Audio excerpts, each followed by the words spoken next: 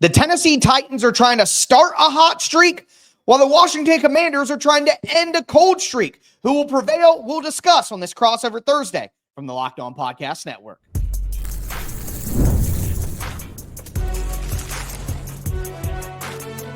You are Locked On NFL Crossover, part of the Locked On Podcast Network. Your team every day. Welcome in to another Crossover Thursday. It's week 13, Locked On Titans, Locked On Commanders. I am host of Locked On Titans, Tyler Rowland, here with the host of Locked On Commanders, David Harrison. Going to be breaking down this matchup with the biggest storylines for each team, some of the keys to victory for the teams in this game. Thank you for making Locked On Titans and Locked On Commanders your first listen each and every day. Do want to let you know that today's Crossover Thursday is presented by Prize Picks. Download the Prize Picks app, use the code LOCKEDONNFL to win $50 instantly when you play your first $5 lineup. Of course, we're going to start with some of the big storylines in this game, and the Tennessee Titans coming off their best win of the season, a 32-27 upset over the Houston Texans.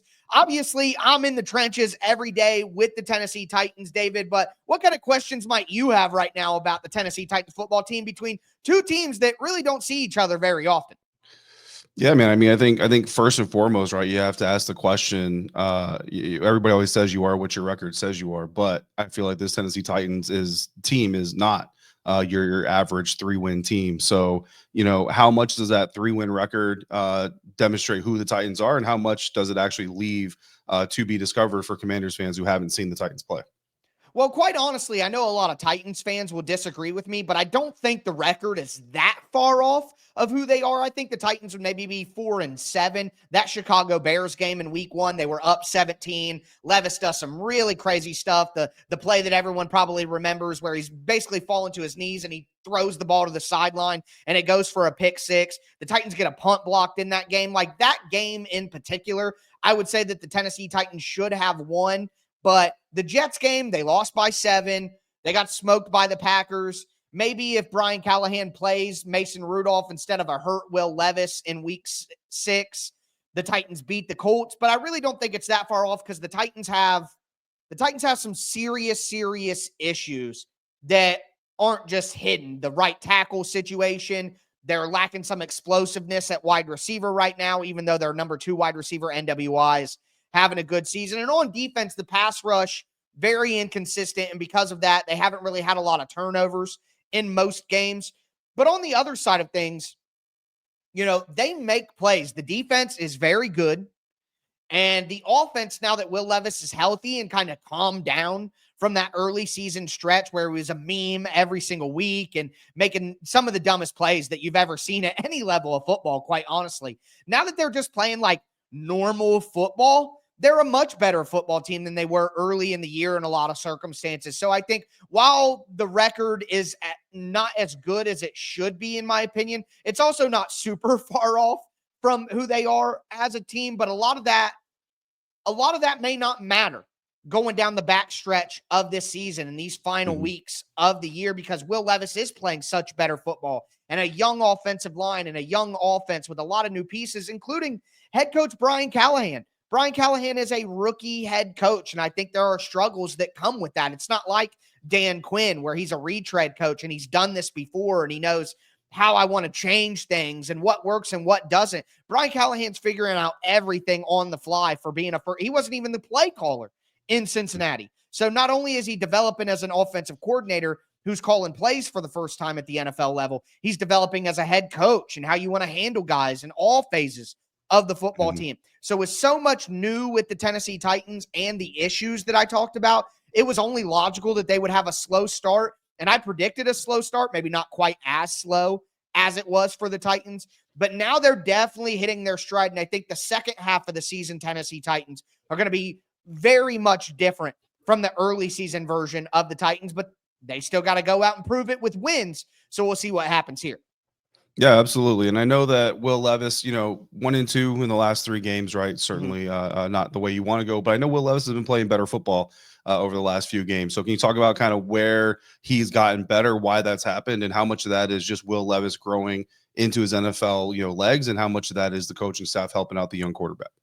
Well, I think the coaching staff is definitely helping out the young quarterback, but it's not so much with the play calling or, with the design. They're helping out Will Levis with philosophically behind the scenes what you need to do. Brian Callahan talked about it at Wednesday's press conference, that they've told Will Levis, like, you don't need to worry so much about making the magic plays. Levis wants to play hero ball. He wants to hold the ball. He wants to drive it down the field. He never wants to play to end. He wants to avoid a sack. He wants to make a crazy flip and get it to a running back. And sometimes you just have to take your medicine to get better. And shout out to David being sick and, taking his medicine and making this show happen. I really appreciate that. But, it's funny how, and Brian Callahan laughed about this in the press conference, that once Will Levis stopped trying to do so much and just took what was there with the defense, then all of a sudden the magic plays did happen. It's like doing just a little bit less makes a little bit more. And I think that over the last 3 games, we've seen Will Levis complete 67% of his passes,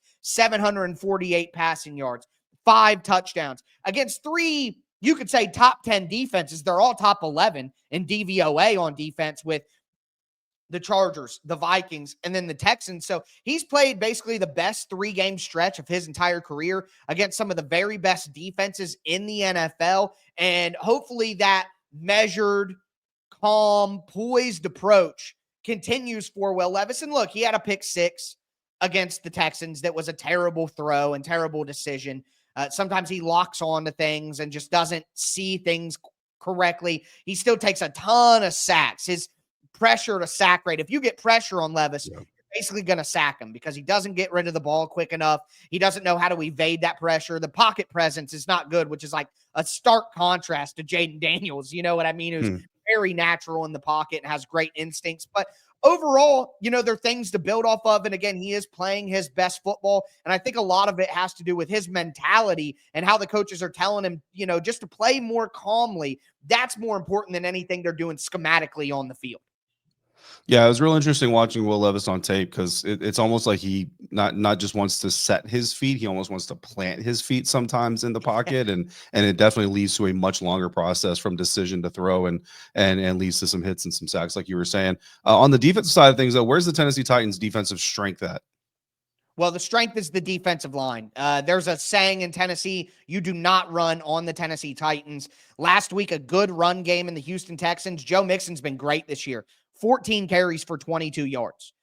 The Titans aren't going to let you run the football. You got to beat them in the pass game. And with the quarterback run game, quite honestly, the Titans have struggled a little bit with mobile quarterbacks who can get out and run, and that's a concern for me. But the Titans defensive line, led by all-world player Jeffrey Simmons and then rookie Tavondre Sweat, you just don't run on the Titans. It doesn't happen very often. And that's really the strength of the defense, because they got a lot of backups in the secondary with a lot of injuries in the secondary. But then again, the Titans have the number 1 pass defense in the NFL. But again, I think a lot of that is built upon the fact that they stop the run. You're in a lot of 3rd and long situations, and it makes it easier for the defensive backfield to kind of hold things down. But we're going to turn the page, look at the Washington Commanders side of things as well. They're on a 3-game losing streak. What's causing that? How can they get out of it? David, one of the best that we have in the network. He's going to have some great answers for us. Excited to continue this Crossover Thursday, part of the Locked On Podcast Network, your team every day.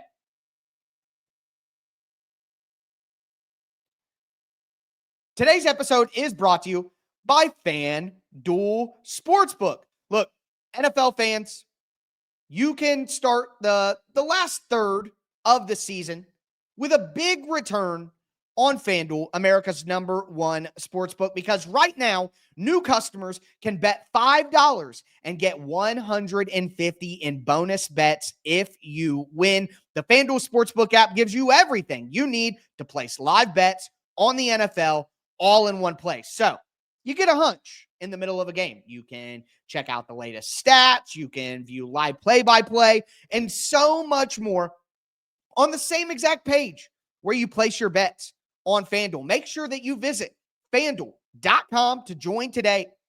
Again, you'll get started with $150 in bonus bets if you win your first $5 bet. That's FanDuel.com. Never waste a hunch and make every moment more with FanDuel, an official sportsbook partner of the NFL.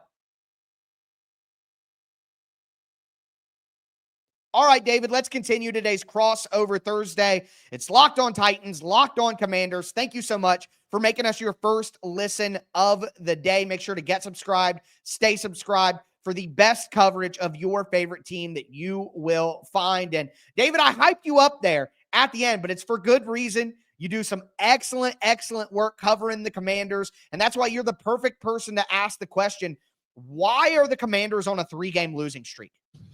Yeah, it's been a very interesting kind of regression for the Washington Commanders. So there's a thing in I have a background in animal training, right? And really in any type of training, there's something called spontaneous recovery. Is when you're working on a certain skill and you're working towards developing a preferred response or preferred behavior to a command or a signal or whatever, and you're making progress, and then all of a sudden, boom, you're right back to where you started for a day or so, and then you pick back up on that progress. That's essentially what we're seeing with the Washington Commanders in a sense where earlier in the season, fans and even team members, Jeremy Reeves, after that Hail Mary against the Chicago Bears to win that game miraculously, was extremely emotional in the locker room. And he looked at a bunch of us in the media and he said, you guys know this team last year, this team 2 years ago, this team 3 years ago doesn't win this game. This team is different. And now we're kind of seeing situations where the Washington teams of old are doing, some of the habits are returning. What I mean by that is not playing complementary football. And look, every team in the NFL understands the importance of playing complementary football, but that's the opposite of what Washington is doing right now. Look at just last week.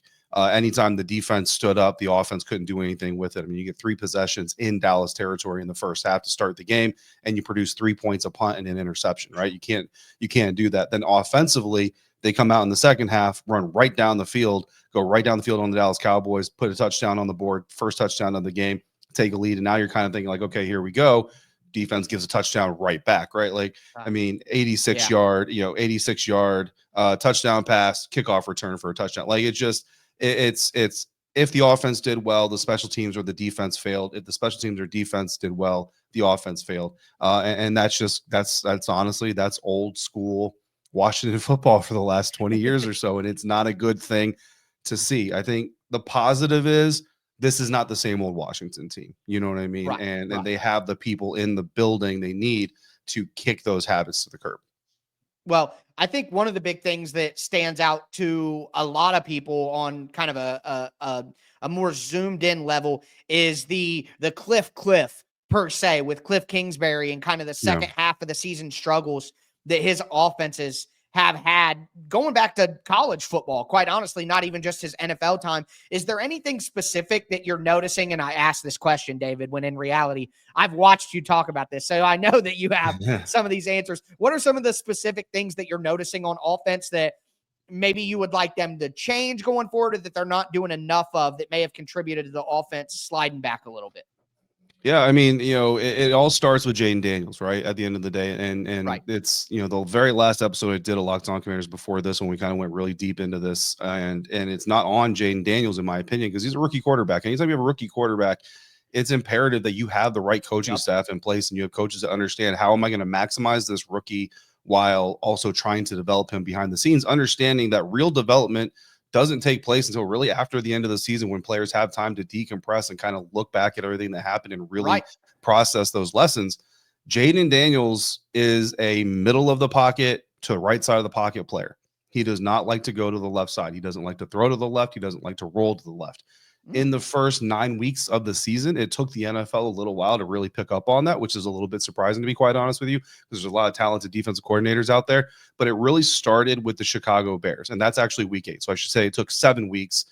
So the 8th week is when the Chicago Bears really became the first team that, if you go back on tape, you start watching, there's an overload to the left side of the defense. That's the right side of the offense. And what they're doing is they're trying to pressure Jaden Daniels up the middle, but they're also trying to contain him on the right side of the offensive formation and not allow him to get out and scramble. Or if he does roll out to try to make a pass and stay alive as a passer, make him incredibly uncomfortable. And what that's doing is putting more pressure on a rookie quarterback, which is leading to some inaccuracies. It's leading to some slow processes. And you've noticed in the last 3 or so games during this losing streak that he's holding the ball longer in the pocket, not overall, his time to throw average has actually stayed rather consistent. In fact, week 11, the game against the Philadelphia Eagles was actually his shortest time to throw average of the season. So he's not holding the ball longer, but he's holding it in the pocket longer. He's not getting out of the pocket, which is where he does a lot of his damage.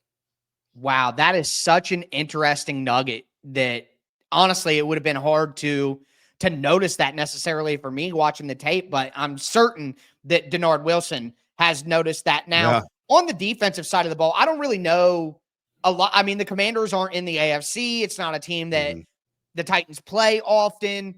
You know, they change coaches with Dan Quinn, so they're doing different stuff on defense. I know Jonathan Allen has been out for the season, and he's a great player, but what is Washington doing? I know that they've had their struggles, and you look at like DVOA and stuff like that. They're, towards the bottom of the league, but they've also had some good moments.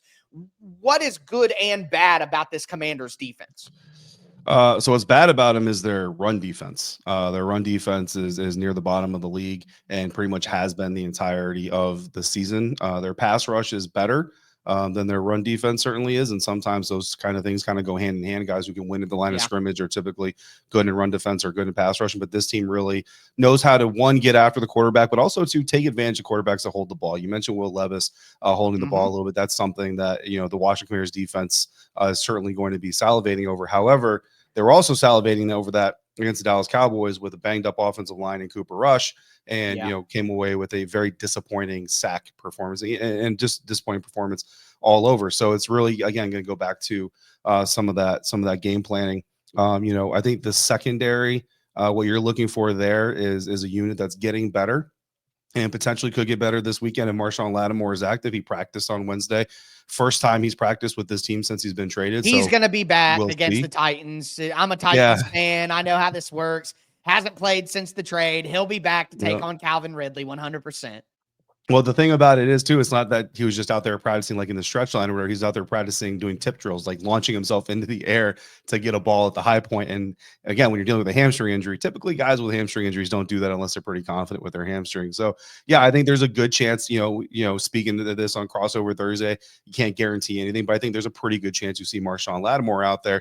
And he's known as one of the most aggressive guys in the league. So if Will Levis comes out with a game plan behind him of get the ball out quickly to avoid this pass rush, Marshawn Lattimore is going to love it because Marshawn Lattimore is going to see him, like we just talked about, kind of overly plant to get ready to throw. And that long, plant to release time is going to bite Will Levis, in the rear. And I know we've seen some pick sixes come off of that, that behavior alone. So that's something that he's got to work on going forward. But, can he fix it for week 13? Typically, you don't expect that kind of thing. The Washington Commanders defense, secondary, pass defense, rather, if you look at the stats, right, and this is why, and you know this, Tyler, but like for fans out there, like you stat scout, this is why it can be dangerous because you look at it and you go, man, the secondary, what are you talking about? They're the 20th ranked pass defense in yards per play. So they're not that good. But you have to understand that early in the season, they were 32nd, and they were 32nd by a good amount. So the fact that they've kind of incrementally worked themselves up coming into last week's game against the Dallas Cowboys, they were 21st in the league in yards per pass. This week they're 20th. So like they're getting better, and they're one of the better teams in preventing explosives, which of course, with Westbrook Akine and Calvin Ridley, Will Levis is going to love to try to hit those explosives. And even Chick, who I never even heard of until last week. You know what I mean? So, obviously they would love to hit some of those explosives against this Commanders defense. Not saying it can't happen because, obviously it can, but they've been really good at preventing those types of things. Well, it'll be very interesting to watch because I know the Commanders love their cover 3. They've also played a surprising amount of cover 1, like cover 1 man, which, Dan Quinn, you think of like the old school Legion of Boom, cover 3, Seattle style defense. So that was interesting to see. For Titans fans, I would say related to the Detroit Lions game where the Lions played a ton of man coverage and cover 1. And I will say in that game, Calvin Ridley went crazy. So getting Marshawn Lattimore back, it'll be interesting to see what kind of matchup that turns into. But with that being said, we are going to kind of look to guess what might happen in this game, talk about some keys to victory, and which quarterback can have the better game will probably have a lot to do with it. It's Crossover Thursday, part of the Locked On Podcast Network, your team every day. Today's Crossover Thursday is brought to you by Game Time. Game Time is the best place to buy tickets, period. In my opinion, the biggest reason for that is they have the best features in the industry. And now they have a brand new feature that makes Game Time even better called Game Time Picks, that makes getting tickets to see your favorite teams play live even easier. Game Time Picks filters out the fluff and shows you only incredible deals on great seats, so you don't have to waste time searching through thousands of tickets. I bought football, basketball, baseball, concert tickets on Game Time. And it's not just because Game Time Picks is great. They also have a panoramic view from your seat, so you literally know what you're going to be looking at when you sit down. Also, if you toggle on the feature in the app, you're going to get all-in prices. So the price that you see for your tickets is actually what your price is going to be at checkout, which is very hard to find. Take the guesswork out of buying tickets with Game Time. Download the Game Time app, create an account, use the code LOCKEDONNFL for $20 off your first purchase.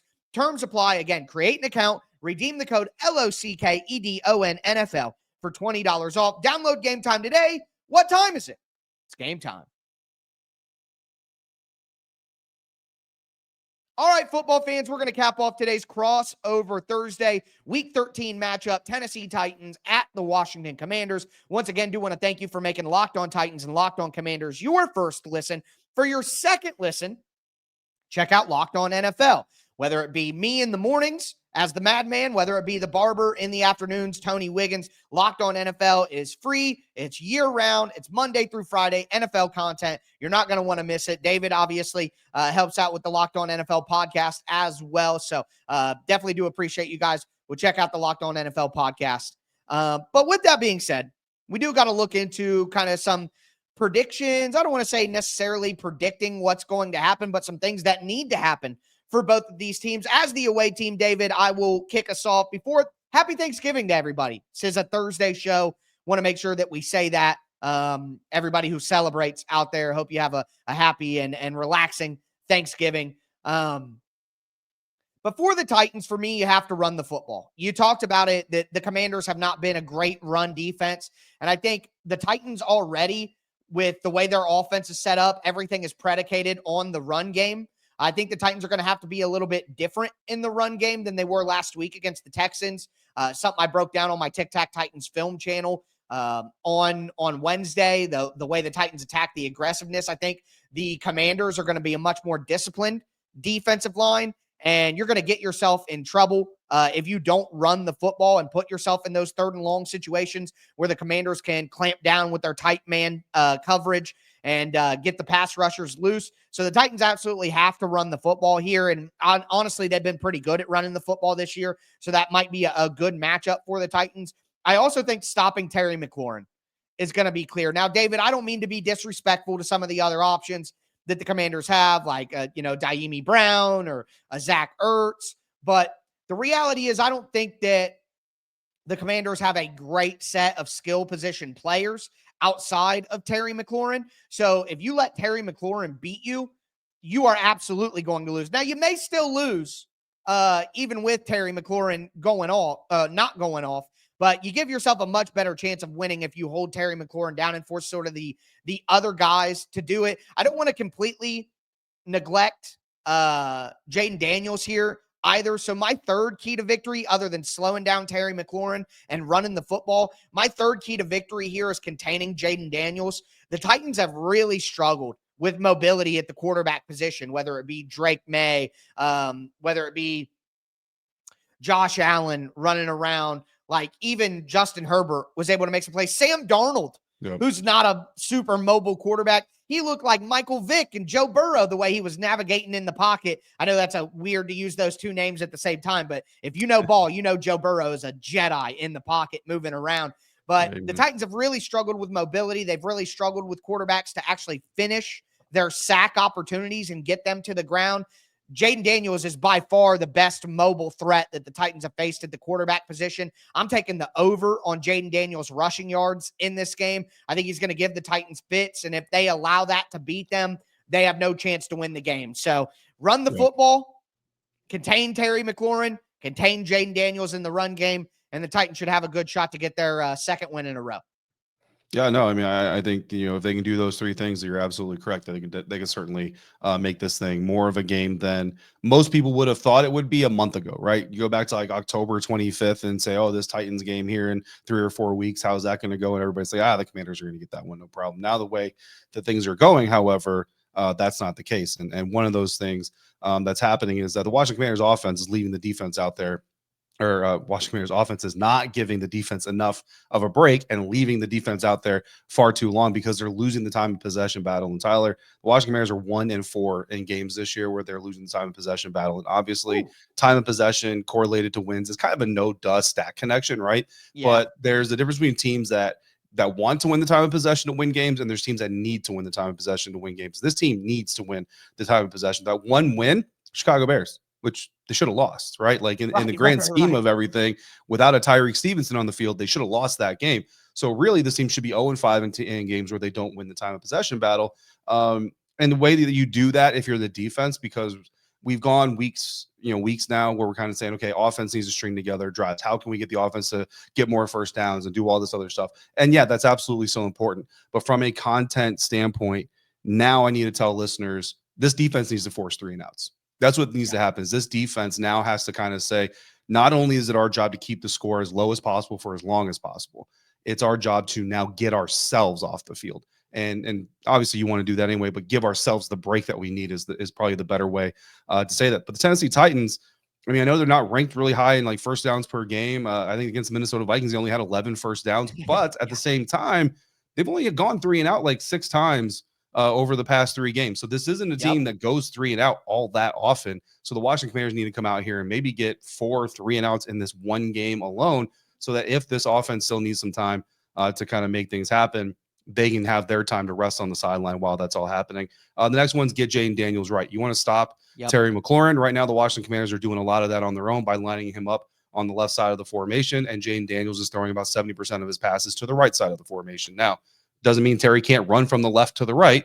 But there's a big deficiency in how this quarterback likes to play, what side of the field he likes to execute on, and where his number one receiver is a lot.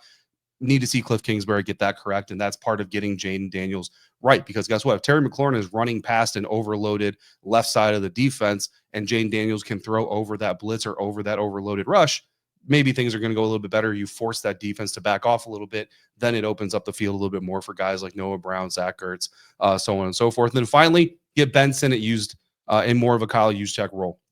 Ben Sinnott, rookie tight end, when he was drafted out of Kansas State, Adam Peters, who came from the San Francisco 49ers, said, this is our Kyle Juszczyk. That's what we see in Ben Sinnott. Well, guess what? When you've seen Ben Sinnott have the opportunities to get his Juszczyk on, he's done really well. Go back to that rushing touchdown Jaden Daniels had against the Cowboys in the beginning of the second half. Kyle Juszczyk is the guy laying the lumber on a Dallas Cowboys defender to free Jaden Daniels up to get into that end zone, ironically, on the left side of the offensive formation. Do more of that. You mentioned the Los Angeles Chargers game, Tyler, and I actually studied that offense against the Titans defense specifically for this matchup. So I'm really glad that we're on the same page there. And what did the Los Angeles Chargers do? Pretty much every time they ran between the tackles, definitely every time they ran between the guards, they used a fullback. And it was actually kind of funny to me because there was really no trickeration to it. If there was a fullback on the field, the Chargers were running between the tackles. And they said, it's coming, stop it. And the Titans like to play a nickel. Stop it at all. That makes it even more difficult when you have bigger bodies coming at you. And you have Ben Sinnott, who, again, in the Juszczyk mold, is also a receiver. So if you go play action or if you do a chip release or whatever it is, you have a receiving option in Ben Sinnott as well. So you also mentioned the Detroit Lions. That's actually, I'm really happy you did that too, because I actually watched the Detroit Lions defense against this Tennessee Titans offense. That information that I got from there is actually be coming out in my Friday episode. So Commanders fans will get to do that. But yeah, we're clearly on the same page on which teams kind of present some of the better options against the Tennessee Titans team. And again, the thing you want the Detroit or the Commanders to do better than the Detroit Lions did, even though they were effective in some other areas, is stop the explosive passes. Yeah, 100%. The Titans did a good job of getting Calvin Ridley going with the man coverage because he's so fast. It's just difficult to stay with him one-on-one, but will be very interesting to see that. I think you're saying Terry McLaurin getting across the field. The Titans run a lot of cover 4 man where they're manned on the outside, and then their safeties are playing that exchange cover 4 over the middle to stop those crossing routes. So this is going to be an excellent schematic battle, David. One of the best crossovers I've done all year. It goes without saying, ball. But with that being said, that's going to do it for us today on this Crossover Thursday. Again, happy Thanksgiving to everybody out there if you celebrate. But I am Tyler Rowland, host of the Locked On Titans podcast for David Harrison from Locked On Commanders. Thank you so much for tuning in. Everybody, have a good Thanksgiving once again. Stay safe out there and make sure that you tune in on Friday and get ready for this excellent game coming on Sunday.